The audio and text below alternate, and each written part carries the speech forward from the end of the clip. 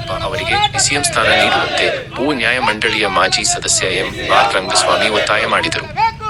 ಚನ್ನರಾಯಪಟ್ಟಣ ಮಾಜಿ ಮಂತ್ರಿಗಳು ಹಾಗೂ ಟಿ. ನರಸೀಪುರ ವಿಧಾನಸಭಾ ಕ್ಷೇತ್ರದ ಹಾಲಿ ಶಾಸಕರಾದ ಎಚ್.ಸಿ. ಮಹಾದೇವಪ್ಪ ಅವರಿಗೆ ನೂತನ ಮುಖ್ಯಮಂತ್ರಿಗಳಾದ ನಿಯೋಜನೆಗೊಂಡಿರುವ ಡಿ.ಕೆ. ಶಿವಕುಮಾರ್ ರವರ ನೇತೃತ್ವದ ಮಂತ್ರಿ ಮಂಡಲದಲ್ಲಿ ಉಪಮುಖ್ಯಮಂತ್ರಿ ಸ್ಥಾನವನ್ನು ನೀಡಬೇಕೆಂದು ಆಶ್ರಯ ಸಮಿತಿಯ ಮಾಜಿ ನಿರ್ದೇಶಕರಾದ ಕೆ.ಎನ್. ನಾಗೇಶ್ ಆಗ್ರಹಿಸಿದ್ದಾರೆ. ಪಟ್ಟಣದ ಪ್ರವಾಸಿ ಮಂದಿರದಿಂದ ಮೆರವಣಿಗೆ ಹೊರಟು ಶ್ರೀಕಂಠಯ್ಯ ವೃತ್ತದ ಮಾರ್ಗವಾಗಿ ಕೆ.ಆರ್. ಸರ್ಕಲ್ ಮುಖಾಂತರ ಮೆರವಣಿಗೆ ನಡೆಸಿ ಮಿನಿ ವಿಧಾನಸೌಧದ ಮುಂಭಾಗದಲ್ಲಿ ಎಚ್.ಸಿ. ಮಹಾದೇವಪ್ಪ ನವರಿಗೆ ಜೈಕಾರ ಕೂಗುವ ಮೂಲಕ ತಾಲೂಕು ದಂಡಾಧಿಕಾರಿಗಳಿಗೆ ಮನವಿ ಪತ್ರವನ್ನು ಸಲ್ಲಿಸಿದರು.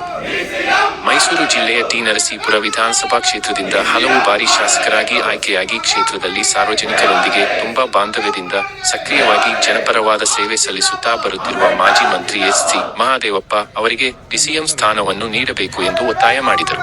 ಇದೇ ಸಂದರ್ಭದಲ್ಲಿ ಎಚ್.ಸಿ. ಮಹಾದೇವಪ್ಪ ಅಭಿಮಾನಿಗಳ ಸಂಘದ ಅಧ್ಯಕ್ಷರಾದ ಎಸ್.ಎಲ್. ದೊರೆರಾಜು, ತಾಲೂಕು ಆಶ್ರಯ ಸಮಿತಿಯ ಮಾಜಿ ಸದಸ್ಯರಾದ ಕೆ.ಎನ್. ನಾಗೇಶ್, ತಾಲೂಕು ಭೂ ಮಂಜೂರಾತಿ ಕಮಿಟಿಯ ಮಾಜಿ ಸದಸ್ಯರಾದ ಮತಿಘಟ್ಟ ರಂಗಸ್ವಾಮಿ, ಕಾಂಗ್ರೆಸ್ ಪಕ್ಷದ ಯುವ ಮುಖಂಡರಾದ ಶ್ರವಣೇರಿ ದೊರೆರಾಜು, ತಾಲೂಕು ಆರೋಗ್ಯ ರಕ್ಷಾ ಸಮಿತಿಯ ನಿರ್ದೇಶಕರಾದ ನಾಗಸಮುದ್ರ ಬಾಲು, ಕೆಡಿಪಿ ಸದಸ್ಯರಾದ ಕಬ್ಬಾಳು ಮಹೇಶ್, ತಾಲೂಕು ಎಸ್.ಸಿ.ಎಸ್.ಟಿ ಗುತ್ತಿಗೆದಾರ ಸಂಘದ ಅಧ್ಯಕ್ಷರಾದ ಸಂತೋಷ್ ನಲ್ಲೂರು, ದಲಿತ ಪರ ಸಂಘಟನೆಗಳ ಹೋರಾಟಗಾರರಾದ C P. Manjunath, A K. Colony Krishna, ಗಾಯಕ Manjunath, Naveen Rangaswamy, Kuruvanka Manjunath, mimicry Govinda, decoration Harish, Prasanna Hosur, Karave D P. Dharmaraj, Hariprasad, Donald Rangaswamy, Gayathri ಬಡಾವಣೆ Manjunath, G K. Manjunath, Swagatahalli Manohar, A K. Colony Raviraj ಸೇರಿದಂತೆ ಇತರರು ಹಾಜರಿದ್ದರು. ವರದಿ ಐ.ಕೆ. ಮಂಜುನಾಥ್, ಚನ್ನರಾಯಪಟ್ಟಣ. ಆತ್ಮೀಯ ವೀಕ್ಷಕರೇ, ನಮ್ಮ ಚಾನೆಲ್ಗೆ ಸಬ್ಸ್ಕ್ರೈಬ್ ಮಾಡಿ, ರಾಜ್ಯದ ಎಲ್ಲಾ ಸುದ್ದಿಗಳನ್ನು ವೀಕ್ಷಿಸಿ. ಒಕ್ಕೂಟದ ವತಿಯಿಂದ ಸಂಘಟನೆಗಳ ಹೋರಾಟಕ್ಕೆ ಮಾಡಲೇಬೇಕು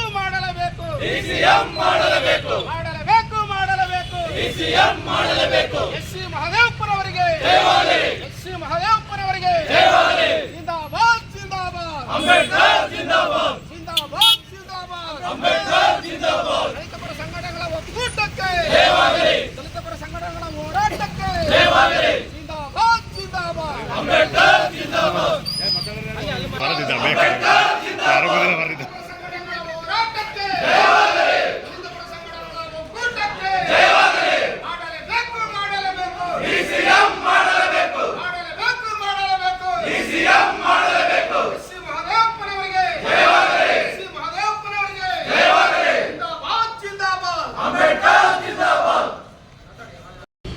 ಮಾನ್ಯ ಘನ ಸರ್ಕಾರದ